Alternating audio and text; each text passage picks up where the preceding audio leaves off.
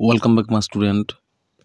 আজকে আমি এই ভিডিওতে তোমাদের কলকাতা বিশ্ববিদ্যালয়ের রাষ্ট্রবিজ্ঞান বিএ অনার্সের সেমিস্টার সিস্টেমে একটি অন্যতম গুরুত্বপূর্ণ প্রশ্ন দেখো, নারীবাদী দৃষ্টিভঙ্গি কীভাবে পরিবারের লিঙ্গগত চরিত্র বিশ্লেষণ করো। অর্থাৎ নারীবাদী দৃষ্টিভঙ্গি কীভাবে পরিবারের লিঙ্গগত চরিত্র হয়ে ওঠে সে বিষয়ের সম্পূর্ণ বিশ্লেষণটা আমি এই ভিডিওয়ে করব। চলো শুরু করি। নারীবাদী দৃষ্টিভঙ্গি কিভাবে পরিবারের লিঙ্গগত চরিত্র বিশ্লেষণ। এই প্রশ্নের দেখো সম্পূর্ণ সমাধান। ভূমিকা। নারীবাদী দৃষ্টিভঙ্গি পরিবারের লিঙ্গগত চরিত্র বিশ্লেষণে একটি গুরুত্বপূর্ণ ভূমিকা পালন করে।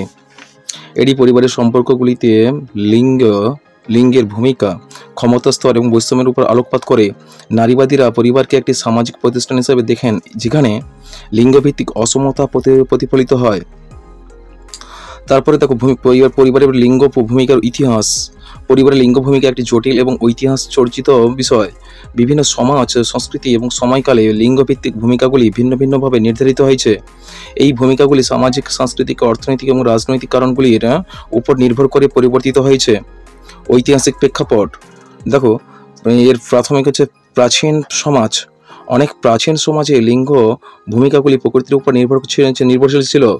শিকার এবং কৃষিকাজের মতো কাজগুলি সাধারণত পুরুষদের দ্বারা করা হতো, যখন ঘরের কাজ এবং শিশুদের যত্ন নেওয়ার দায়িত্ব নারীদের উপর ছিল। পিতৃতান্ত্রিক সমাজ।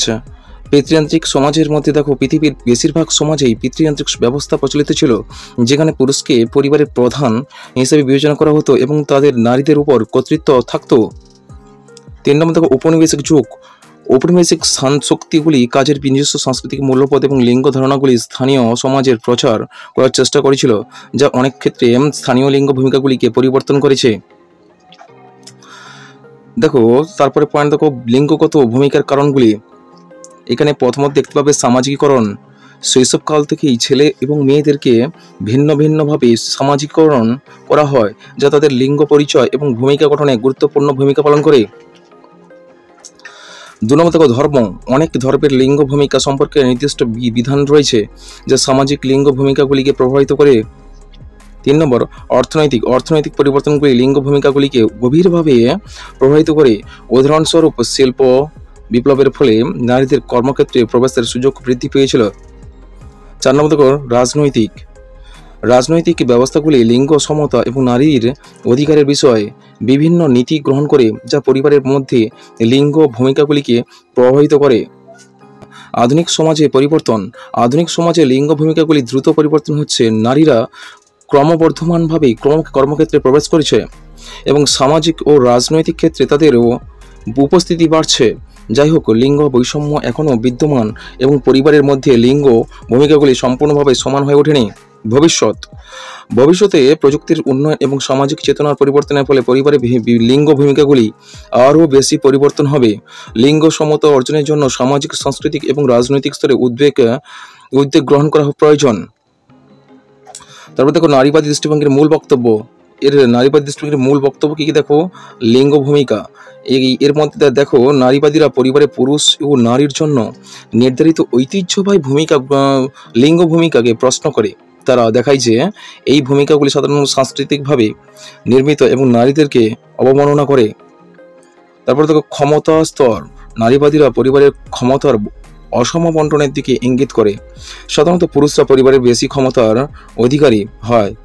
বৈষম্য দেখো, নারীবাদীরা পরিবারের মধ্যে নারীদের বিরুদ্ধে যে বৈষম্য হয় সেদিকেই নজর দেয়, যেমন ঘরের কাজে নারীদের অধিক বোঝা, সিদ্ধান্ত গ্রহণের কম অংশগ্রহণে ইত্যাদি। পরিবর্তনের দাবি। নারীবাদীরা পরিবারের লিঙ্গ সমতা প্রতিষ্ঠার জন্য পরিবর্তনের দাবি তোলে। তারা মনে করে যে পরিবারের মধ্যে লিঙ্গ ভূমিকা, ক্ষমতা এবং দায়িত্বের পুনর্নির্মাণের মাধ্যমে সমতা অর্জন করা অসম্ভব। তারপর নারীবাদ দৃষ্টিভঙ্গি। নারীর অধিকার ও সমতা প্রতিষ্ঠার লক্ষ্যে গড়ে ওঠা একটি বহুমুখী আন্দোলন এবং চিন্তাধারা। এই আন্দোলনের মধ্যে বিভিন্ন ধরনের দৃষ্টিভঙ্গি রয়েছে, যা সমাজের বিভিন্ন সমস্যা ও প্রেক্ষাপটকে বিবেচনা করে গড়ে উঠেছে। আসুন কিছু প্রধান নারীবাদী দৃষ্টিভঙ্গিগুলি আলোচনা করি। 1. উদারনীতিবাদী নারীবাদী। মূল ধারণা, নারী ও পুরুষ সমান, নারীরাও পুরুষের মতো সব অধিকার ভোগ করার যোগ্য। লক্ষ্য, আইন ও সমাজ ব্যবস্থার মধ্যে নারী ও পুরুষের মধ্যে সমতা প্রতিষ্ঠা। 3. ফোকাস, ভোটদানের অধিকার, কর্মক্ষেত্রে সমান সুযোগ, বৈবাহিক সম্পর্কে সমান অধিকার ইত্যাদি। 2. সমাজতান্ত্রিক নারীবাদ। সমাজতান্ত্রিক নারীবাদের দেখো মূল ধারণার মধ্যে দেখতে পাবে তোমরা নারীর অধীনতা মূলত অর্থনৈতিক শোষণের ফলে। লক্ষ্য, অর্থনৈতিক ব্যবস্থার পরিবর্তন আনার মাধ্যমে নারীর অবস্থার উন্নতি। ফোকাস, গৃহকর্মের মূল্যায়ন, মাতৃত্ব এবং কর্মের মধ্যে সামঞ্জস্য, শ্রমিক শ্রেণীর নারীর অধিকার বেশি ইত্যাদি। 3 নম্বর দেখো বৈপ্লবিক নারীবাদ। এর মধ্যে এর মূল ধারণা দেখো সমাজের মূল ভিত্তি হলো পিতৃযন্ত্র, যা নারীর শোষণের জন্য দায়ী। এর লক্ষ্য পিতৃযন্ত্রের বিরুদ্ধে সংগ্রাম করে সমাজ ব্যবস্থার আমূল পরিবর্তন। আর এর ফোকাস যৌনতা, প্রজনন, পারিবারিক কাঠামো, সৌন্দর্যের মানদণ্ড ইত্যাদি। 4 নম্বর মার্ক্সবাদী নারীবাদ। এর মূল ধারণা দেখো নারীর অধীনতা মূলত পুঁজিবাদী ব্যবস্থার ফল। লক্ষ্য পুঁজিবাদী ব্যবস্থার উৎখাত করে সমাজতান্ত্রিক সমাজ প্রতিষ্ঠা। তারপরে দেখো এর ফোকাস শ্রমিক শ্রেণীর নারীর অবস্থা, উৎপাদনের ক্ষেত্রে নারীর অংশগ্রহণ ইত্যাদি। 5 নম্বর হচ্ছে পোস্ট কলোনিয়াল নারীবাদ। এর মূল ধারণা দেখো উপনিবেশবাদ ও বর্ণবাদ নারীর অধীনতার কারণ। লক্ষ্য উপনিবেশবাদের প্রধান ক্ষেত্রে মুক্ত হয়ে স্বাধীনতা অর্জন। এর ফোকাস তৃতীয় বিশ্বের নারীর অভিজ্ঞতা, বর্ণবাদ ও লিঙ্গবাদের মিথস্ক্রিয়া ইত্যাদি। আর এর পরবর্তী 6 নম্বর দেখো আন্তর্জাতিক নারীবাদ।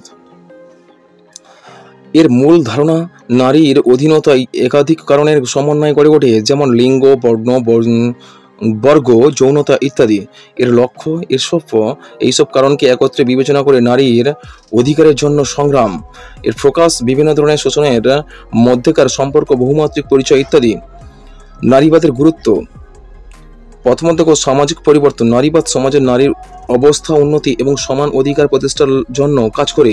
সামাজিক ন্যায়। নারীবাদ সামাজিক ন্যায় প্রতিষ্ঠার জন্য সংগ্রাম করে। সমতা।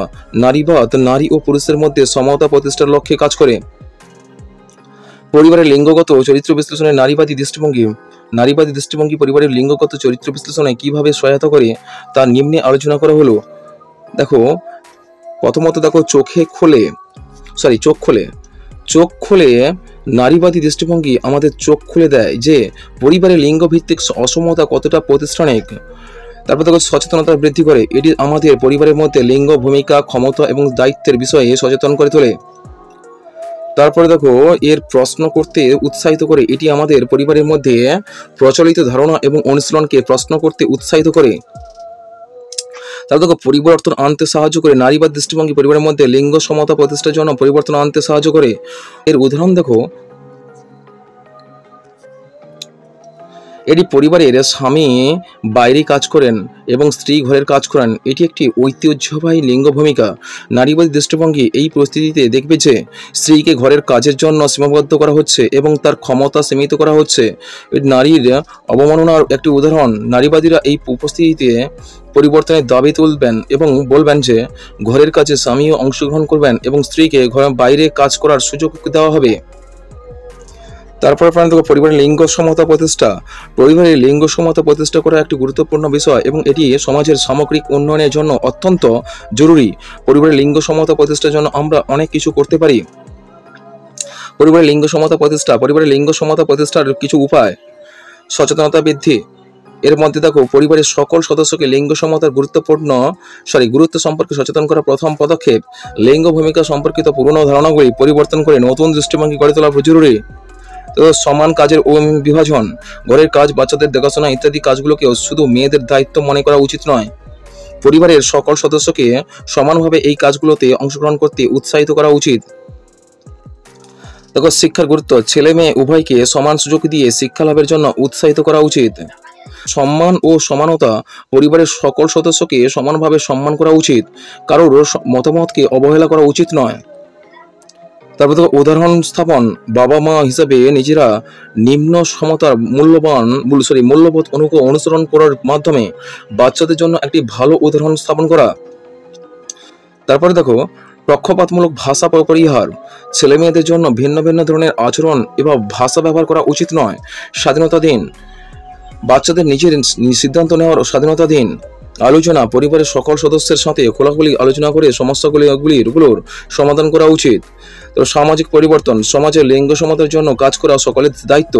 সামাজিক প্রচারণা, সচেতনতা সভা ইত্যাদি মাধ্যমে সামাজিক পরিবর্তন আনা যায়।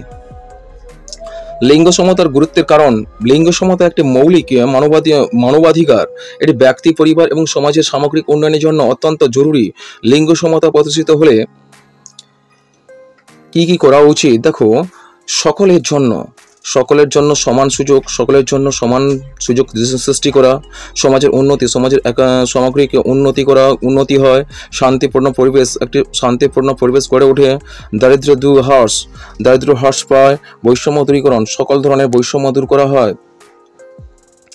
পরিশেষে উপসংহারে দেখো, নারীবাদ একটি জটিল এবং বহুমাত্রিক আন্দোলন। বিভিন্ন নারীবাদী দৃষ্টিভঙ্গি সমাজে বিভিন্ন প্রেক্ষাপট ও সমস্যাকে বিবেচনা করে গড়ে উঠেছে। এই দৃষ্টিভঙ্গিগুলি একই সাথে সম্পূরক এবং পরস্পর বিরোধী হতে পারে, তবে সবগুলোর মূল লক্ষ্য হলো নারীর অধিকার ও সমতা প্রতিষ্ঠা। নারীবাদী দৃষ্টিভঙ্গি পরিবারের লিঙ্গগত চরিত্র বিশ্লেষণে একটি গুরুত্বপূর্ণ ভূমিকা পালন করে। এটি আমাদেরকে পরিবারের মধ্যে লিঙ্গ ভূমিকা, সমক্ষমতা এবং বৈষম্যের উপর নতুন করে চিন্তা করতে সাহায্য করে এবং লিঙ্গ সমতা প্রতিষ্ঠার জন্য পরিবর্তনের দাবি তুলতে উৎসাহিত করে।